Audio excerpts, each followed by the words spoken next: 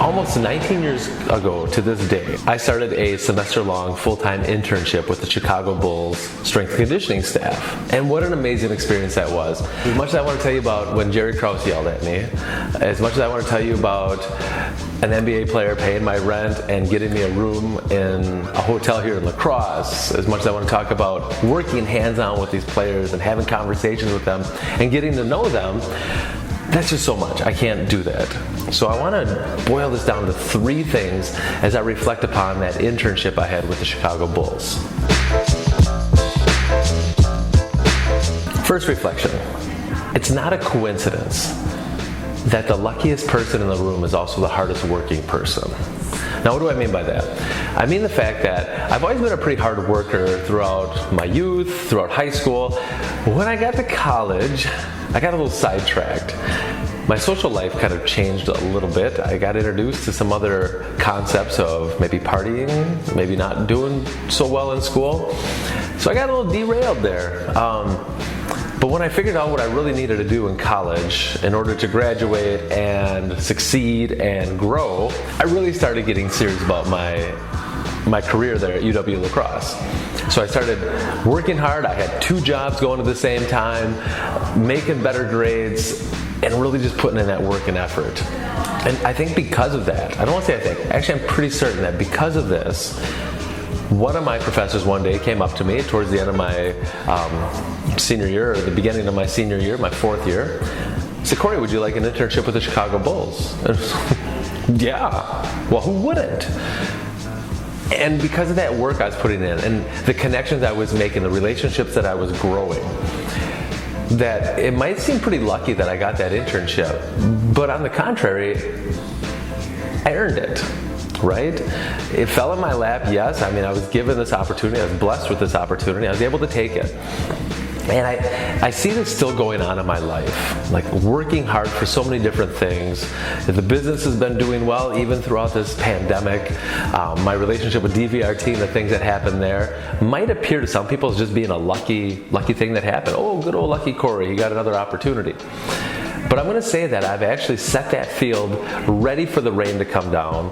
So all that work that I put into tilling the soil, that when that rain come down, I was ready for it. I was receptive for it. So sometimes it's not a coincidence, but that luckiest person in the room is also the hardest working person in the room. Reflection 1. Reflection 2. When you work, not all compensation is monetary. What do I mean by that? So when I had that internship with the Chicago Bulls, it was unpaid. And I'm pretty sure it wasn't because they were hurting for cash.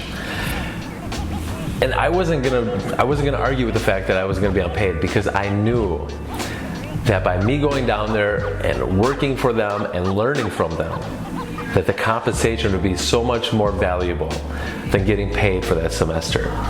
And the fruit has come through. 19 years later, I can still say that that has helped me out in certain situations, having that experience, being able to put that on my resume.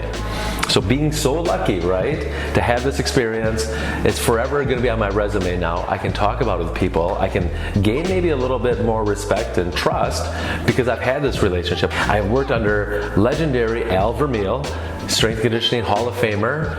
I've worked with Eric Helland. I've worked with so many other great people in that organization, and I've learned so much stuff that I couldn't have learned if I went to another internship and actually was getting paid. I'm pretty sure that information that I got, that knowledge, that wisdom, being able to actually, not just the science of training, but the art of coaching.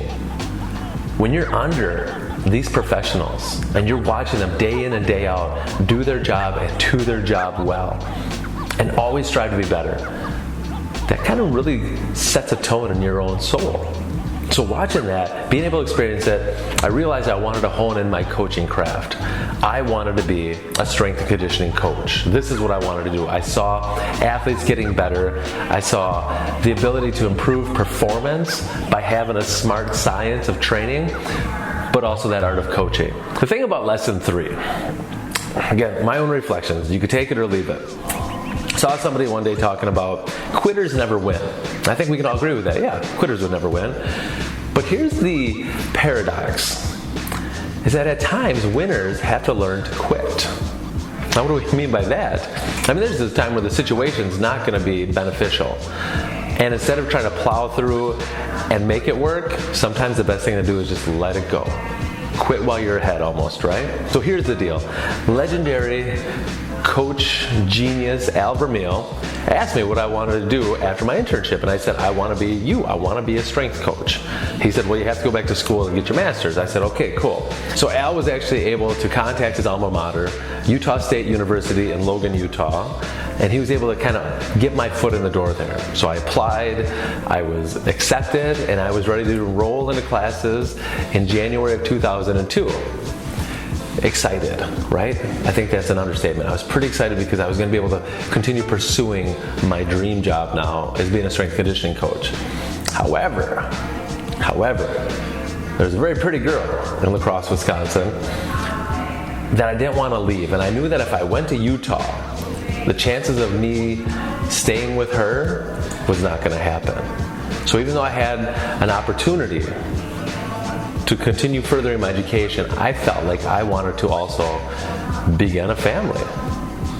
So I was able to say no. I ended up saying no to the opportunity in Utah, and I said yes to the pretty girl in La Crosse.